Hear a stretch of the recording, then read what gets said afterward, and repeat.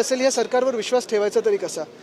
ज्या लाडक्या बहिणींकडून राख्या बांधून घेतल्या, वेगवेगळे सण साजरे करून घेतले, निवडणुका जिंकण्याचा प्रयत्न केला, अर्थात खरं तर त्याच्या मागे निवडणूक आयोगाचाच हात होता.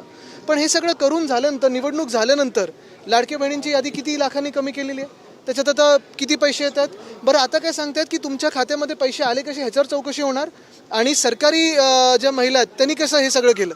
तुम्ही जे गोळ घातलेला आहे त्याच्यासाठी तुम्ही महिलांना कशा दोष देताय? तसंच कर्जमाफी करणार हे त्यांच्या पूर्ण वचननाम्यात होतं, तरी देखील सरकार आल्या काय बोलतात, आम्ही बोललो होतो का?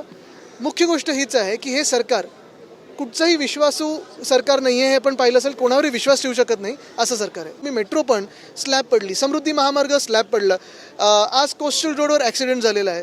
अनेक ठिकाणी जे रस्त्यांचं उद्घाटन होतं, तुम्ही समृद्धी महामार्ग नागपूर ते मुंबई बघा, एक सुद्धा किलोमीटरचा असा पट्टा नाही जिथे तुम्हाला सगळं काही स्वच्छ दिसेल किंवा सपाट दिसेल. कुठे ना कुठेतरी तुम्हाला वाटतं स्पीड बोटीमध्ये बसलोय.